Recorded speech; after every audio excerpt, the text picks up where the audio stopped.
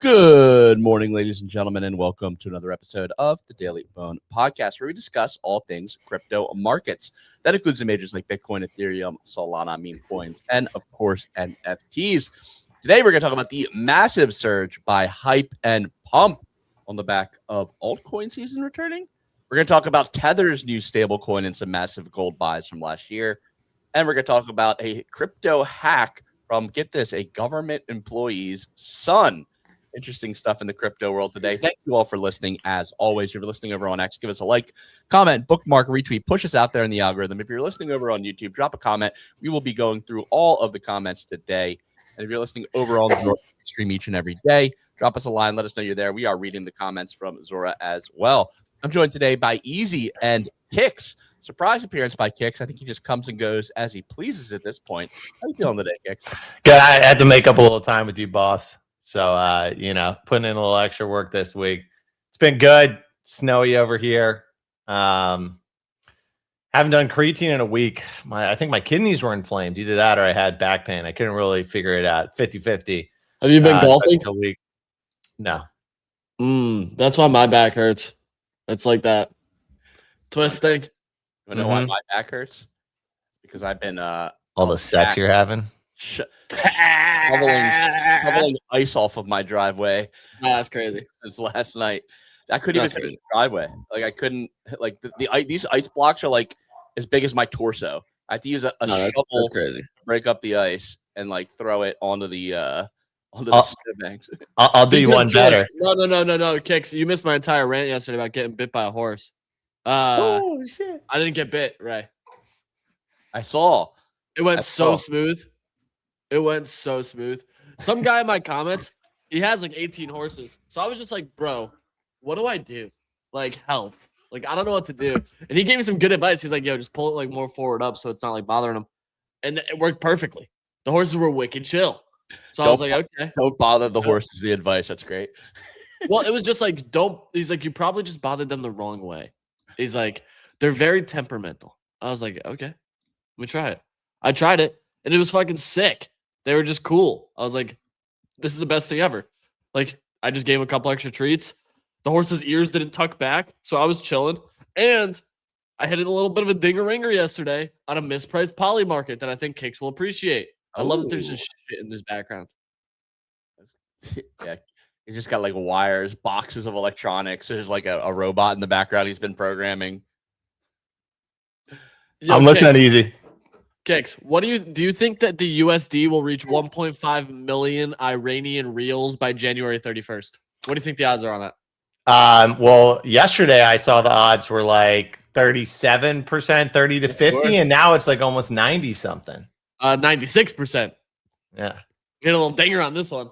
Nice. That's awesome. Yeah, when I looked at it, because I love watching the breaking tab. I probably look at it like 100 times a day. You find something on there that looks good? Yeah. Holy shit. XQC beat Forson's speedrun record. That was basically a 0% chance. I literally made a video on YouTube Shorts about this, and he beat it. I'm shocked. Don't fade the autist, man. Wow. Minecraft speedrun record.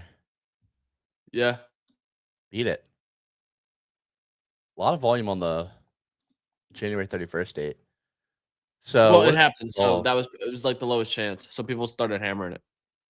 Started to work crazy. So random seed. So you're at the luck of the draw essentially for this sort of speed. The thing is, if you get a bad seed, you just reload. It's unlimited tries. Right. Yeah. So you just basically spam reload till you get the start that you like. I'll be right back. I'm a video game nerd. So I was like, watch these. So what was your edge on the Iranian real? Or like, what was your research? Just look at the chart. It's a 4x chart. Like, that was the thing for me where I was like, why? I didn't even get like a great fill. I got it at like 68 cents because I was like, this is going to break by Saturday. So I just put in a bid at like 68 because I saw the order book was pretty thin. So go into the rules. Go into the rules. This chart was like a no-brainer for me when I opened this. Hit that graph, Bond-Bast.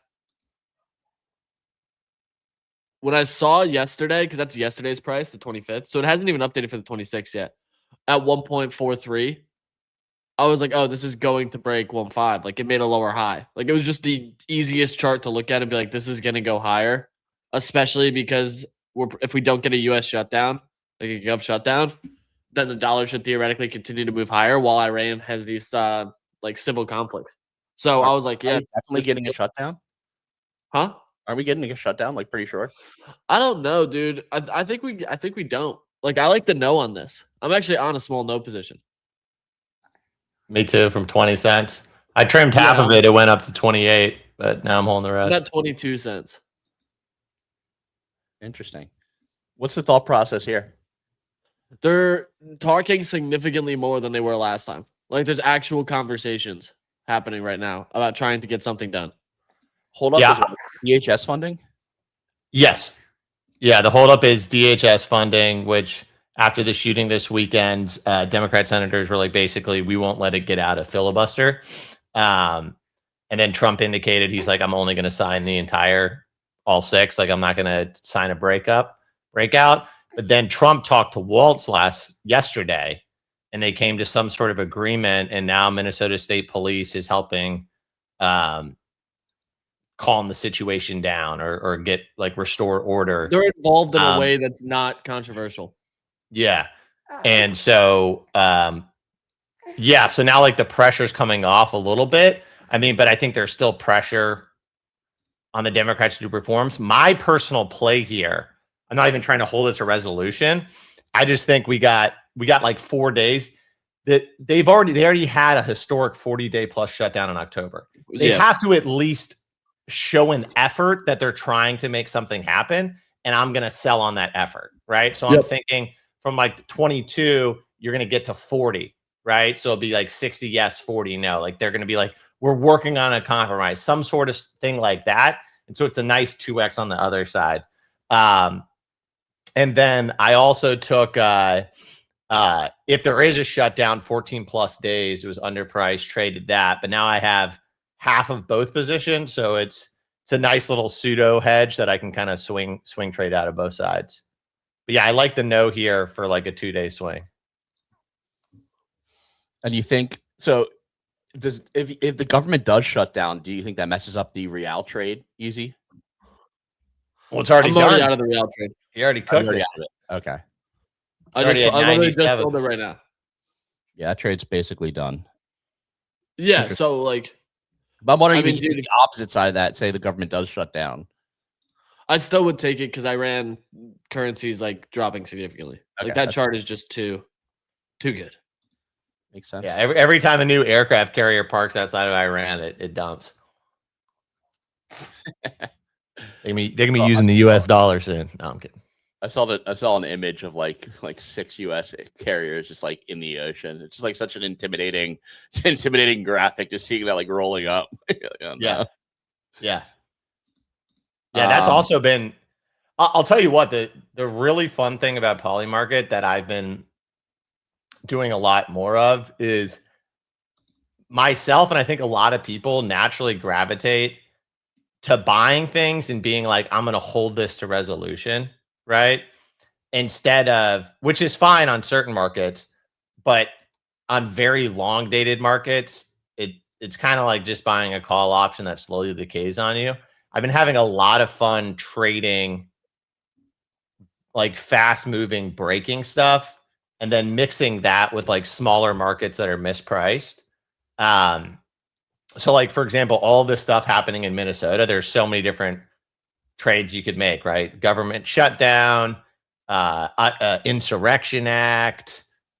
Would Tim Waltz be charged, right, with a crime? That was as high as 30%. That's down to 7% or something like that now. And it's kind of like meme coin trading in a sense, where you have to just like understand the flows, understand the retail money, understand what looks toppy, right? And there's lots of opportunities. Like last night, for example, there was huge volume on the shutdown market.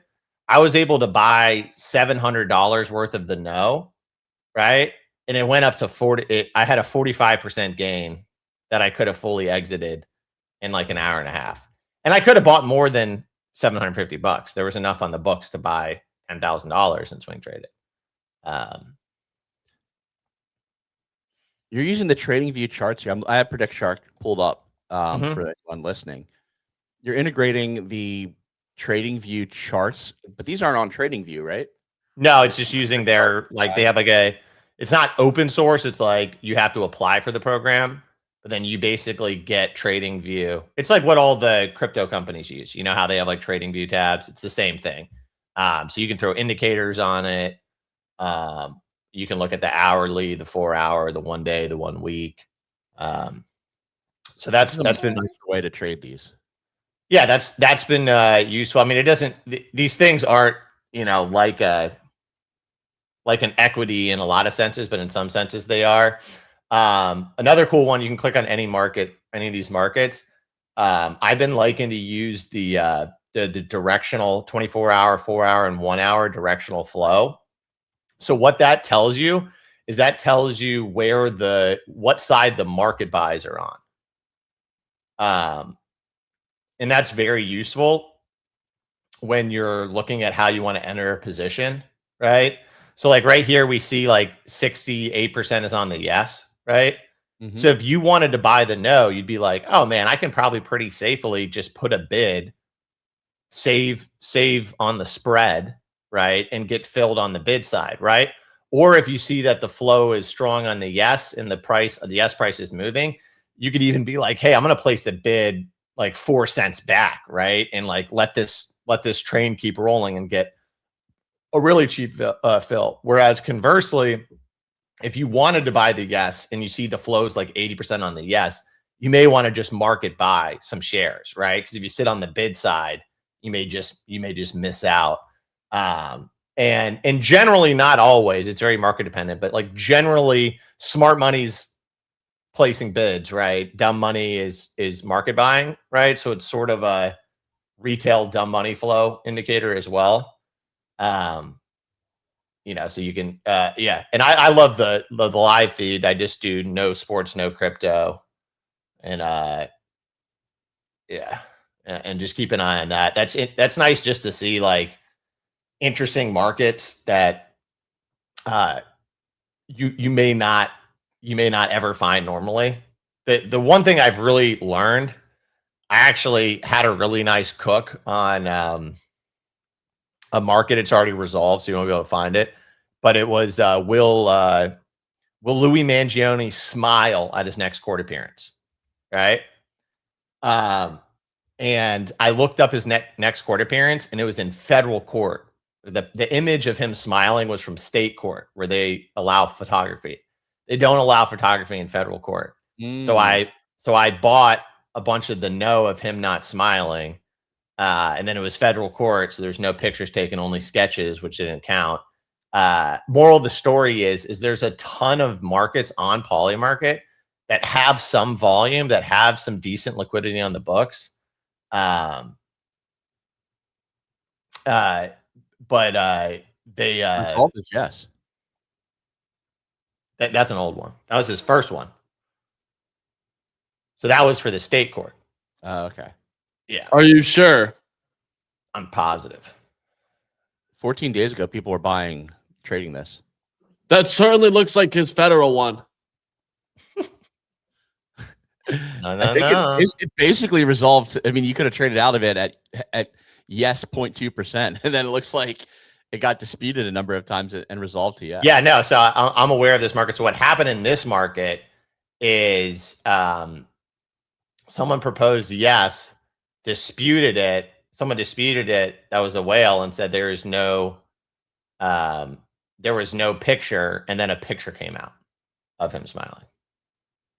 So someone basically had the goods before this one guy did, and he got wrecked on this market. But no, this was the market before. I traded the next one. But anyways, this one still applies. There's so many different markets out there, right? And discoverability, it's really hard, right? Like I look at trending, I look at new, and I look at breaking, but there's a ton of stuff that slips between the cracks. For example, when I found the Insurrection Act market, I Googled, or in Polymarket, I typed in insurrection and found the market, and it was completely mispriced. It's just no one was really trading it or had known about it, but there were some bids on the book. Now this is coming down the other way. But just the point being that a lot of the high volume markets, unless it's a new breaking thing, right? So like, will the US strike Iran? There was a lot of money if you went on the no a week or two ago on that play. Or for example, the shutdown, right? If you got in on the yes. So there's breaking where you can make money, but generally these super high volume markets, you're trading against very sharp experienced people, right? And I think there's a lot more edge on these smaller markets. Big Alejandro in the chat is asking why Kix's voice sounds so different today, and it's obviously the lack of creatine. Just fading away.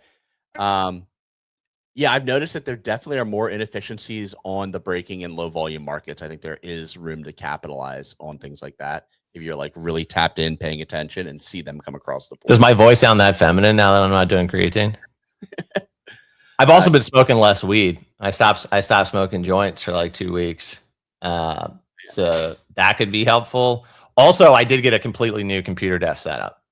So like everything looks good over here. So it may be that like my mic actually now like sits in my mouth. Could be. Is that Nick's desk? Did you get that shipped when you told his Clawdbot to yeah, you jailbroke his Clawdbot and had exactly. This is thanks, Nick. Thanks, Clawdbot. No, this was just like, it's funny. Like I bought some back in the day, autonomous AI, like a $400, like nice stand-up desk. It had like a flat top, right? You didn't even have to build the top. It just came shipped. And my kids pressed the keys too many times and broke it. And so it was just like a broken stand-up desk. It was just a regular desk for a while. I got rid of that. For 2 years, I was on a folding table. So I just was like, okay. Like last week you were on a folding table? Yeah. On a fucking folding table. It was like ghetto. Dude, like the thing that holds the microphone, like it dug into the table. Like there was like a hole in the table because like the table is not built to like, hold that or anything. So I just bought this cheap, like $120 stand-up desk on Amazon. Phenomenal. I mean, go China, even after the tariffs, super cheap. This thing's good, man. Is it similar to Frisk's stand-up desk? I don't know. It was smaller than I thought it would be. Oh man, I gotta find. Look, I'm moving. There you go. I have my stand-up desk set, but I always like set it and then like I don't use it enough, so I get nervous. No, dude. Like, what was this? $39.99 at Home Goods? You bought the standing desk from Amazon. No, this thing is actually motorized. This thing's got a motor, 119. I hope he didn't get scammed. That thing looks flimsy. Well, that's a little top heavy, man. I think it'd fall over on you. Went pretty viral with that tweet. It was really That's funny. Was Easy roasting him in that? I'm pretty sure I saw Easy roasting him in that. Yeah. On what? The Frisk. I don't know. You'd have to pay attention to the conversation and know. Oh, I'm busy. Are you talking to your Clawdbot? I haven't set it up yet. It's now Moltbot though. It's changed names. Wait, what? It's now Moltbot. Claude made them change their name because they named their thing the same thing as Claude. It was a W instead of a U. Yeah, I could have told you that one. Yeah. So confusing talking about Claude. You're like, all right, yeah. So I'm using Claude to code, but I'm telling Claude to tell Claude to code. Their trademark lawyers were like suiting up for battle. They're like, this is what we've been trading for years. We're finally going to prove bucks. Exactly. This is the $1,000 an hour coming into handy. Here we go. Yeah, no, me and the horses are boys now. We had a very successful night. They were wicked chill. Granted, all right, I don't want to hear any more horses out of Easy. I've heard 30 minutes of horses yesterday and another 10 minutes. All right, let's talk memes then, because your boy had a 5-figure day yesterday. All right, let's go. You're talking about some copper memes. Copper Inu was the one. Him and Gajira, popular, got rich during AI season, filthy rich outside of memes and crypto.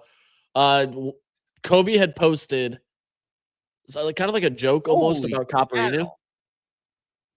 16 mil. Damn. It broke 20. So I sold at 5 mil and made 72 SOL, which was a great day. And then I also hit cum.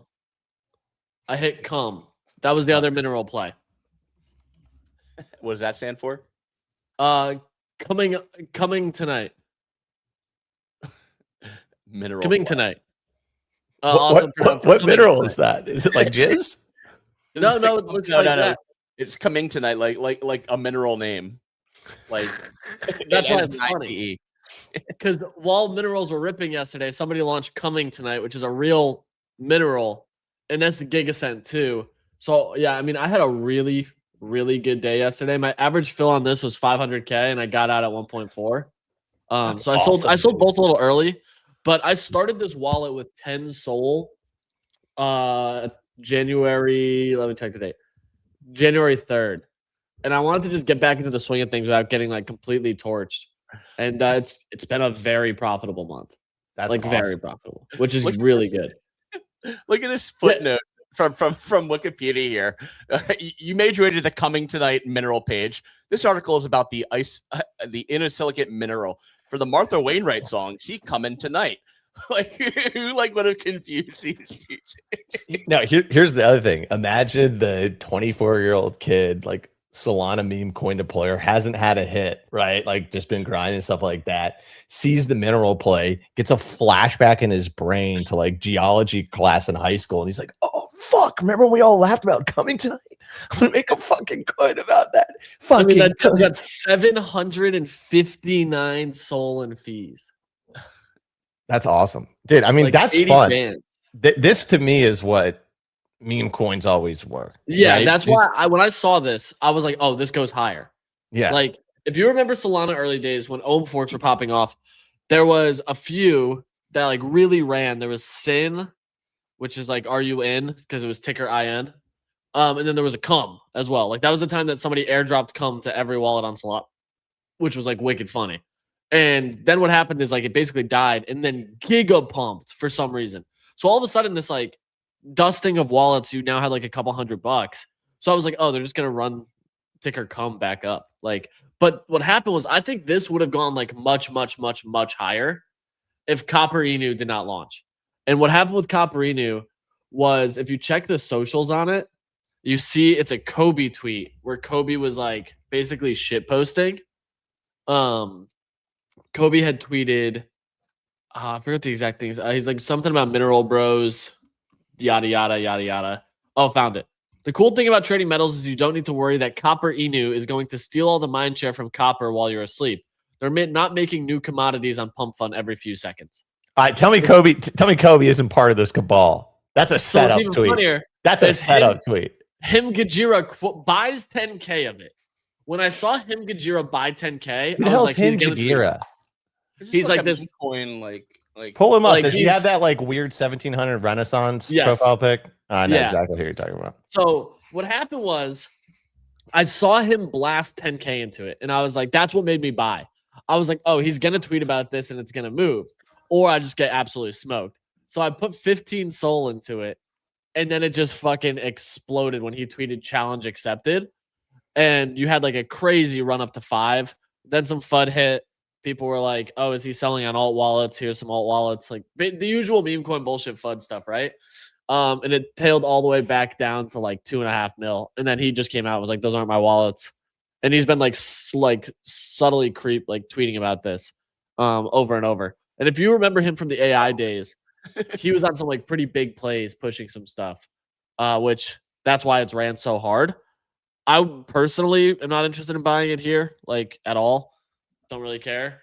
I got my money, made moves, got out, and now it's like, all right, let's keep trading because yesterday was like crazy hot. There was so many runners to a mil, multiple runners to not 8 figures, which I was like, this is great. Penguin bounced from the morning show, Ray, like literally perfectly back up to 120. It's now back to 90. Once again, just you have liquidity rotation right now. But I think the interesting thing is like we talked heavily about memes yesterday, and it does seem like it was playing out how we thought. Yeah, I want to pull up the Atom Pump.fun Dune. Take a look there because we can like expand this a little bit into Pump and Hype both like ripping on the day. Pump.fun, we publish some Memecoin for you. Sorry, I don't know where that came from. That was inappropriate. the new wallets run up. I mean, we talked about this yesterday. It looks like we're in like a really good setup. I mean, it's fucking wintertime and it just snowed in the Northeast. I mean, if you ain't gonna fucking trade some crypto shit, when are you gonna fucking do it? You know what I'm saying? Here's one thing though. I thought I heard Hyperliquid was pumping because of metals, like people trading Zao and shit on there. Well, I think it's the HIP3. Yeah, like the actual metals, not like Memecoin metals. Yeah, like people be trading gold and silver. Yeah, Jeff came out. I think he broke his. He hasn't tweeted at all this year. And Chameleon Jeff, the CEO, and basically like talked about how their HIP3 open interest has hit, basically like amplifying the announcement saying HIP interest hit 790 million, driven by a surge in commodities trading. So you know what the funny thing about this is, like we were talking about how much volume and open interest Hip3 was getting weeks ago, but like retards just sell Hyperliquid and then like the guy tweets what we all already knew and it goes up by 30%.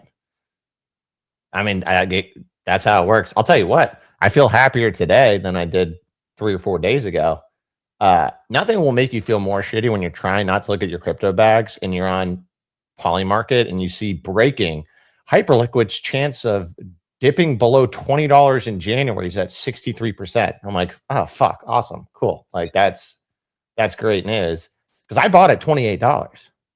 So yeah, I was down like 7-8 grand. Now I'm back to break even. So we'll take that. I believe in you, Jeff, man. I'm gonna hold on to this. Yeah, I'm still holding as well. This is the volume. Where's open interest? Right here. I mean, it's not like this is anything new. Like this chart is a daily chart and we've just watched it go up, up, up, up constantly. Yeah. I mean, here's the thing. The nice thing is that, you know, CZ already had his fun with Aster, you know, and now he's moved on to doing the same exact thing with the prediction market on Binance. So, you know, now's the time for Jeff and Hyperliquid to shine without the Dark Lord Sauron, you know, fixing its eye upon them. You know, in the movie, when he's trying to find Frodo and then the eye shoots away because there's a conflict at Gondor, right? That is him going to prediction markets and doing the Opinion Labs prediction market. And now Frodo, aka Jeff from Hyperliquid, can take Sauron's evil ring that he uses to control all of crypto up into the mountain and throw it into the lava. The end.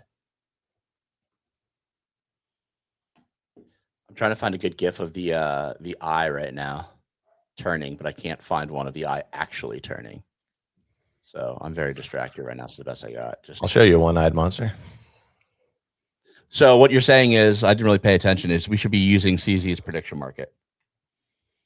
I mean, you can, but you think they're going to let you get any of that airdrop? You know, they're going to fucking shovel like 97% of that shit. You can get a little peanuts on that shit. Yeah, we've done $100 billion of daily volume on this. Users love it. Yeah, dude, I saw some VC like tweeting and he's like, you know, everyone's talking about Polymarket, but they're not talking about how Opinion Labs did $1 billion in notional volume on the Fed interest rate markets. I'm like, yeah, I'm sure. Like, bro, I'm sure they did. Yeah, like China is like, you know, all about that. Really interested in the interest market. That's like a really in. Yes. Yeah, exactly. It's a 99% yes. And like, oh man. Good times, man. CZ, I know you're pardoned, man. I didn't say anything libelous, sibilous, what a defamatory, you know, just making allegories. No, I'm supposed to have some workers come today. They haven't answered me and they haven't shown up. So I'm not sure if they are. And if I'd call them and say, I'm gonna call ice on your ass unless you get over here. Well, I don't really want them to come. I kind of want them to not come till next week because then I don't have to worry about the horses. Then it's like my life becomes levels easier with the horses. I don't understand the constant throwback to the horses. It's unreal. I have horses. I just want you to know, because normally I don't do a lot of the like bullshit with them. Like there's workers coming to fix my toilet, and now I have to worry about the horses. Is wifey out of town for a bit? Yeah, dude, she's gone till Saturday. So I'm like, stuck doing all this stuff I don't know how to do, and it's like really not what I want to do. Yeah, that's kind of like having kids, and your wife has to go like on her friend's bachelor party, and you're kind of like, all right, see you on the other side. Yeah. So like that's why it keeps coming back to them, is because like I just don't really, like, I'm lost, man. Horses sleep up standing, right? Not always. 2 to 3 hours they lay down. Good. I was about to say that's tough to live a whole life and never They kind of snore. get a break. But Ray doesn't like the horses. So You know what you need to get him, Easy? You need to get him some horse nose strips. Imagine Vo comes back and you got like these big ass fucking nose strips on him, but they're like breathing great. They're happy and everything. Yep. I Makes think sense. their nostrils are just like giant. Mine kind of are. At least the one I picked for most of my life.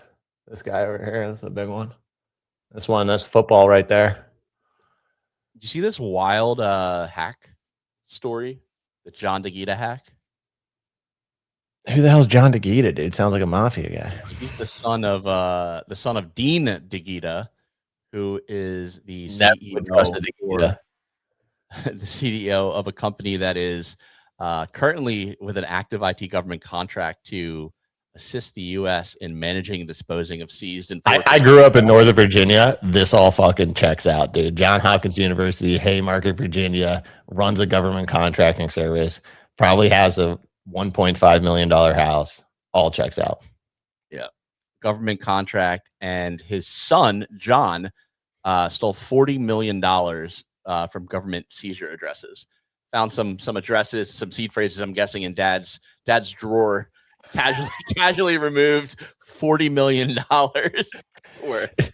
Hey, if you want to say just one of the problems with our government is that like that doesn't even get noticed. You know what I mean? It's not even that the theft happened, but it's not even like there's someone on like the asset seizure team that like maybe someone knows now. Someone commented. That was the crazy part. The guy Patrick Witt, the executive director in the President's Council of Advisors for Digital Assets, commented on it. It was like, on it, more to follow. No, So, but like, what I'm saying though is that you would think like once a month they'd have like an auditor on. Oh their team, yeah, like, no. It took a Zach XPT thread to say that a 19-year-old kid is flexing government money in a telegram of scammers. Yeah, I'll tell you what, that kid's fucked. I mean, dude, how bad is it to be like, oh yeah, I fucked up. I sent my dad to federal prison. No, his dad's not going to go to federal prison. He's going to go to federal prison, but he ruined his dad's career, which means they that both probably go to federal prison, dude. There's no easy way to just go in and take the government's money. And the fact that his dad controlled the security on it means it was an inside job. Any stolen funds will be sent to the USG seizure address. Well, you know, they can't charge a wife and a husband for the same crime. They can charge a kid and a father, though, as accomplices. Not if they get married before. Ooh, yep. Are they located in Alabama? But the only state where that is legal. He's 19, baby. Ilhan Omar did it. It's not that big of a deal, dude. True. Yeah, true. They might just get hired. They might just hire him. That would be smart. That would be smart. Make a movie out of him. It's like Catch Me If You Can. Or that Swordfish. You ever seen Swordfish? John Travolta. It's been a long time. Great. No, but I did just watch The Beast in Me yesterday. Good show. Good show. My wife and I just finished 11/22/63. Did you like it? Man, it could have been better. That was what surprised me on how he hit the #2 US market that week, because a lot of people had the same feeling. First 3-4 episodes, phenomenal. Yeah, so it had like what was crazy that week was like there was very, very close markings on it. This next week though, you got Bridgerton coming out on Thursday. I think that crushes TV. Like it's fucking Bridgerton. I'm a big Bridgerton guy. You are? Previous life, we my wife and I saw Bridgerton, the finale in the movie theater. It was great. Hold on, I got kid aggro. So TV show, Bridgerton, and movies, you got to hammer The Rip again. I think The Rip holds 3 straight weeks. Did you watch the Matt Damon, Ben Affleck on Rogan? Yep. It's a good podcast, and they're doing going a crazy press tour. Yeah, well, they go into the details. Like they're bonusing out their staff based on how they do with their Netflix bonuses. It's based on views. So Netflix big model this year is views. It's all based on views. So there's actually an interesting dynamic here where you can figure out which TV shows and movies are view-based bonuses, because the marketing budget is significantly higher for those. Because the bet that they're taking is that they will end up doing more marketing to hit those bonuses, which will cover the marketing spend. So I think this is so cool. By the way, I think this is going to create a space where so many more cool films and TV series are going to get created. and you'll just hear about them more. They're saying they can take more risks. Yeah. Yes. On the show. And you're going to have more niche movies that like probably would have never been picked up by a studio come out, because the bet is like, well, Netflix has such little risk to produce these movies now, because if it crushes, Netflix makes more money, gets more attention, and then the views are what runs. Yeah, they get the next Stranger Things. Yeah. The Rip has 2 A-list actors headlining it, right? Like Damon and Affleck are not Joe Schmoes, and this went straight to Netflix. It didn't go to the movie. This could have gone to the theaters. The movie wasn't too long. I actually genuinely enjoyed the movie. About 2 Miami beat cops that like find a ton of money. Okay, say it again. What's the name again? The Rip. Cool. I'm gonna watch that with the wife tonight. It's good. It's like actually you'll watch it and be like, damn, this was a fun movie. It's fast. It's all takes place in like one house. They did a really good job with it. So I'm like, yeah, this is probably gonna win for the 3rd week in a row. But every week we've gotten these dips. So you see that dip down there to like sub 80 cents. Mm-hmm. That's like a bid zone every time. Like in the US market, you could have bought it sub 80 cents and you have like a 25% runner, right? Like, so, hey, easy. Since you like these markets, sorry to cut you off. Keep talking because I'm going to find the thing that. Well, I was going to say next week, I think there's going to just be another good opportunity. Ooh, that was a big dip right there. Yeah. So that because Suitcase Killer came out and ended up getting like a lot of views. People were genuinely interested in it. The thing was though, by like Thursday, Friday, you can actually get a much better tell on some of these markets. Like Skyscraper Live was not doing enough views to take number 1, but the number 2 market was this show by that comedian Bert. He has like an 8-episode miniseries that came out, and some people had that all the way up to like 40 cents. So I was like, I don't think that's gonna win because the Skyscraper Live, all the feedback I'm hearing is that it was actually an enjoyable stream, and it was 2 hours. And the difference is people want to watch the full 2 hours to see if the guy actually does it. So they get more like views per minute or whatever. So the way Netflix does it is it's runtime divided by views. So it's weighted. Runtime divided by hours watched equals views. So like shorter runtime stuff can get way higher views because they want to normalize for stuff like this. So it's like closer in theory. Search Melissa and then go to profiles. Go to profiles. Okay. Go to leaderboard. The drop down on the right. Go to culture, all categories, culture. Melody, sorry, not Melissa. This chick is a fucking beast at these kinds of stuff. She trades other markets, but look at that one right there. Scroll up a little bit. Scroll up a little bit more. A little bit more. A little bit more. Right there. Okay. Will Zootopia 2 have the highest domestic gross on March 15th? I saw her like buying some of this. I thought it was so interesting. It's probably going to. Zootopia is the number 1 viewed Disney movie. Zootopia is awesome. Like we're in a Zootopia phase over here where we watch it like almost. Is it on Disney right now, Ray? The first one. Not the second. The second's still in theaters. Gotcha. Yeah. But like I don't know. Like one thing I like to do is I have like 4 or 5 profiles that I just check in on, and I'm like, what's this motherfucker up to? Because like she made me, she bet, I'm guessing it's a she because Melody, but she bet 200 grand that Avatar was going to not break 400 million by a certain date. 200 grand, and she got in at like 30 cents or 40 cents. But I ended up seeing her continuing to buy it in the 60s, so I just bought some in the 60s and got a nice ass return. So like what I like to do sometimes, I just have like 4 or 5 profiles that I check in on. I'm like, what are they up to? Like, what are they buying? And it's not copy trading in the sense of like, you know, I'm not like buying everything they're buying, but I kind of profile what the person's good at. So like Melody trades a lot of markets, but like she has some models or something when it comes to culture movie markets. She's really look at that. Look at that fucking return, dude. So she put in 130 grand or something to make 130 grand on that, dude. And you know she has like a fucking model that, you know, is calculating all of this stuff out. And so like if I see her buy movie stuff, like I buy movie stuff, or like I'll follow like you know, Car, and if he's buying, or there's this new one, ANOIN 123. You got to see this guy's profile. He's only been trading. I think it's OIN. OIN. Annoying. 1, 2, 3. Oh, maybe that's what it is. Man, the search fucking sucks on this site. It's like when you have to like go to a new page. I go to profile. Yeah, that guy, dude. He's been trading since December, dude. $420,000 P&L. Damn. Yeah. What were his biggest wins?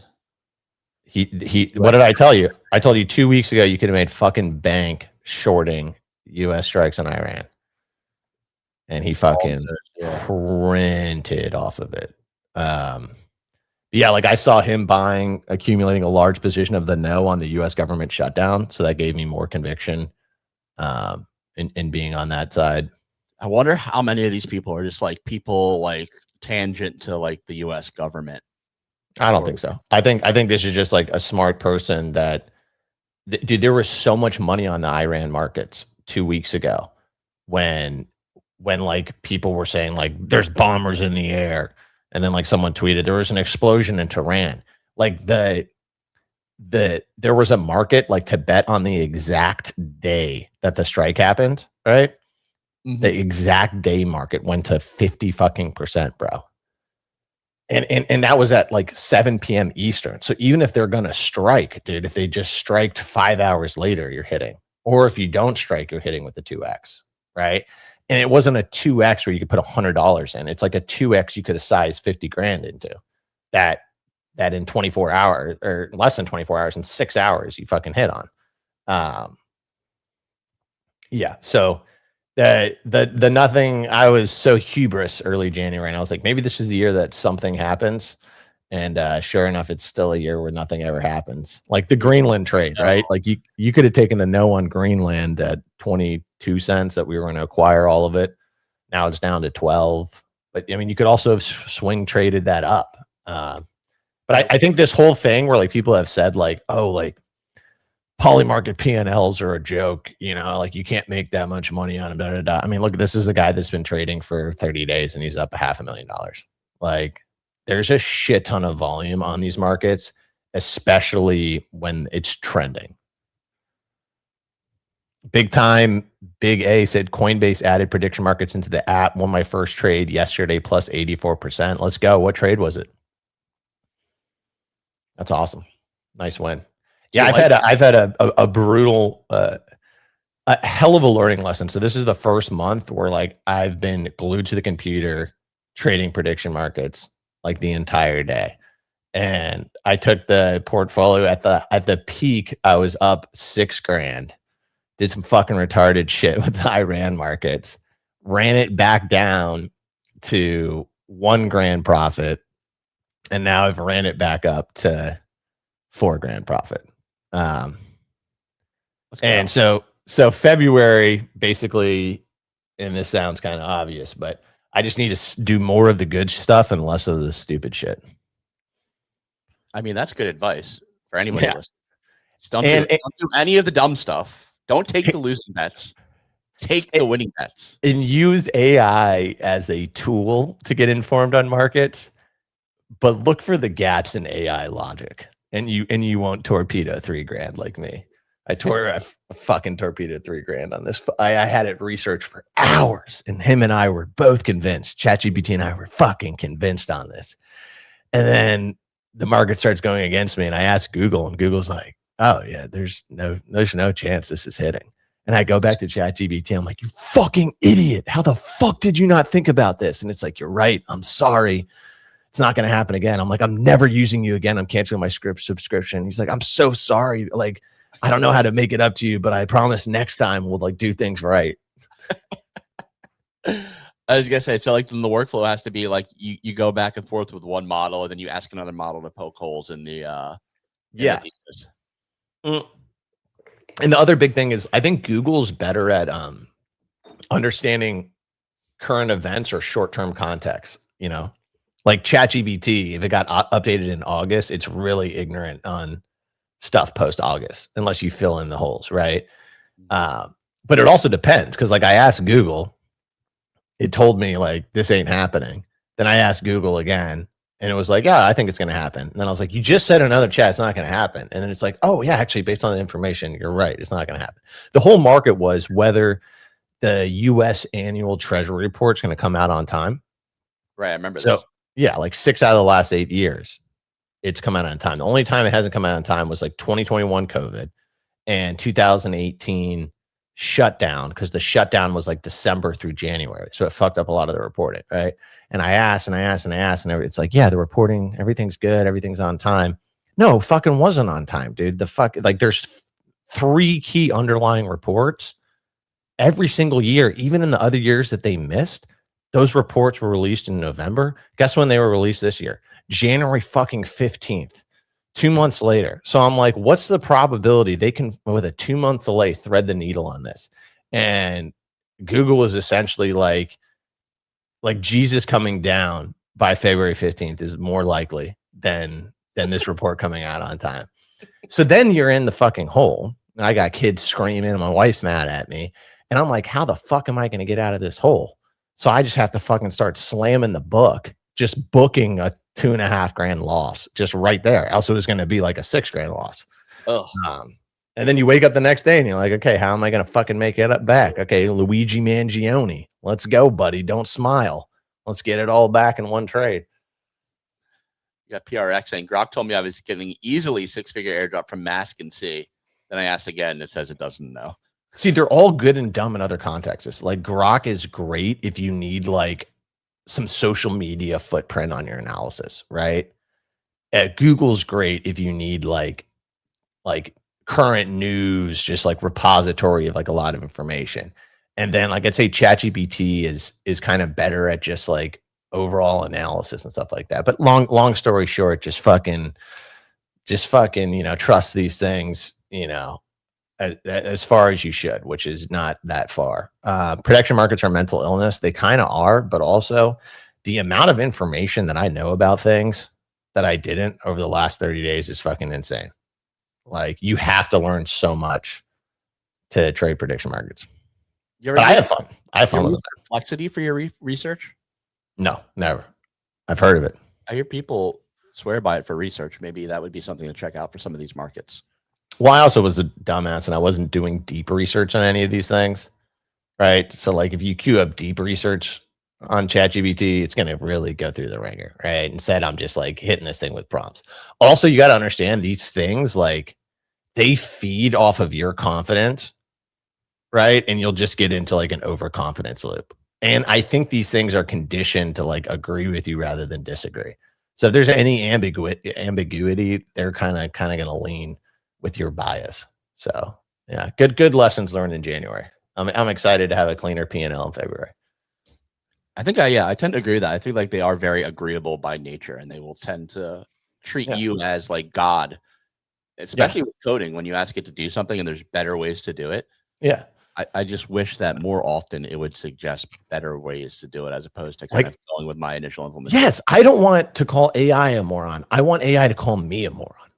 Right. You know what I mean? I want to be AI, be like, this is the dumbest way you could possibly solve this coding problem. Let me lay out some better options for you. That's what I want from AI. I don't want Mr. Nice Guy. I want a guy that almost demeans me, makes me want to be better. Like my football coach in high school. You can't have yes men. Surround yourself with yes men and expect to achieve great things. IMO and prediction markets, best place to buy something like 1%-ish with new data coming. Worst case, you can lose 20, 30%, get out resolve. Or do a 3 to 4x for resolve. Interesting. Yeah, a lot of times, like it's hard to find 1%-ish markets with data that could swing them coming. Yeah. What I would say is that you can, if there's markets that are like tranches, so like let's say SpaceX market cap. One day after launch, right? They're going to have like 800 billion, a trillion, 1.1, 1.2, 1.3. If you think the direction is going to move strongly up, buying the long tail things, you will get like what he's saying. You know what I mean? Like where if you think like, oh, this market's completely underpriced and you buy the 800 million, instead you could buy the 1.2 trillion, you could get like a 2x on it if the market reprices everything. but more risky, of course. I had a nice swing trade on this. I bought the 200 million at 30 cent or maybe 20 something cents, and I think it went up higher. What's that chart look like on the 200 million? I like over 200 million here, even at 30%. Yeah, I got it. I think like in the 20s. Yeah. I think Spencer can cook some stuff up there. That's what I was thinking. Bet on Spencer. It's pretty easy. It's definitely going to be over 100 million.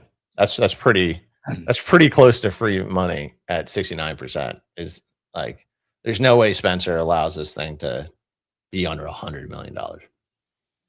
Yeah, I think I agree there. I finished scanning, opening all of my Moonbird physical collectibles. What was that? 156 total collectibles. I think I scanned about 150 of those QR codes, gave a bunch away. Scanning those things is brutal. Scan it with your phone, click on a link, hit a link. It takes you into Phantom, fingerprint, confirm transaction. About a minute every time you want to claim one of those. Just sitting there with a stack of cards, just scan. So hopefully you need Clawdbot to do that for you. Yeah, I thought about it. Because I had started the process. Like I've been doing it over and over, like in smaller batches. And I was like, I wonder if I could have just taken a picture of each of these and then just like zipped it, sent it to Claude, be like, hey, here's what you need to do. Go figure it out. Yeah, it's just tough with those one-off tasks because you're like, I'm never going to use this again.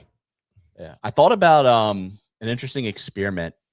My one buddy was asking like how to get into AI. And I like suggested to him, like, hey, instead of Googling this week, anytime you go to Google, just go to ChatGPT instead. And like, that's your like level 1 class on AI. And I was like, you take that to the next level. I was like, I wonder if like any task you're going to perform that day, you have to do it through Clawdbot. Like you have to perform that task through there. You can't do any other workarounds. It all has to be via that Telegram Clawdbot. And then like the ancillary setup required, like, oh, you need to send an email. Well, you have to provide your email permissions through whatever means, but everything has to take place from Clawdbot for an entire day. And I wonder like what that would look like. Just dead silence. Everyone's like, yeah, it's the dumbest. No, I'm just thinking about it. So you're saying like Clawdbot, you can only basically use it in their box. Yeah, like you know, any task you do today, like you have to use Clawdbot. Yeah, there's no freedom. You're like locked into the operating system essentially. Yeah, you're like, I've got to schedule a dentist appointment. I have to use Clawdbot to do it. Yeah, those guys are gonna get rich though, dude. Once you get someone hooked on that. Hooked on what? Clawdbot. Oh yeah. You know, you start using that every day. You're not just gonna be like, oh, let me just unwind my entire life. Yep.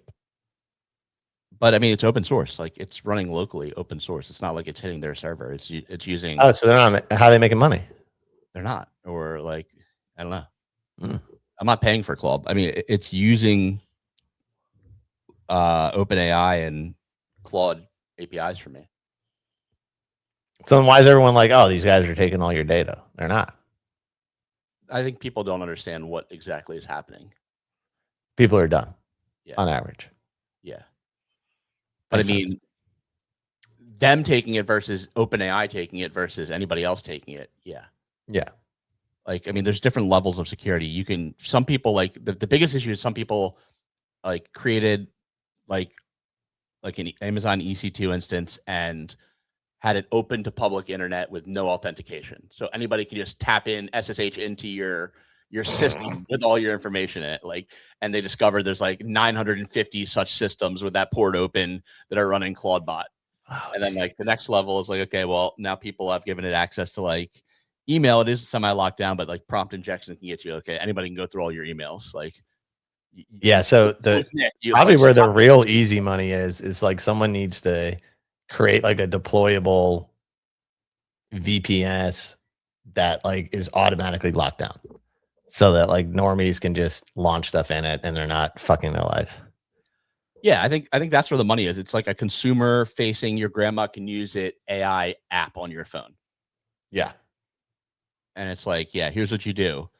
Go to your computer, scan this, like take a picture of this on the web, go to this website, like, and then your phone now has an app that is controlling whatever you want to give it. Yeah, we should just take Clawdbot and close source it, dude. Do what Cursor did. Just take open source and then charge people for it. Yeah, 100%. Like here's Clawdbot. Clawdbot. It's like $19 a month. You get your own server. It's locked down. You can do whatever you want on it. I think you talk about this a little bit after the show. Thank you all for listening today. It's been a wonderful show. Me and Kix have a hard stop here at 10 o'clock. We do this podcast Monday through Friday, 9 a.m. Eastern time. You can catch us on all major podcasting platforms. Catch us on Spotify, Apple. Also, watch us back on YouTube and Zora. See what we're talking about.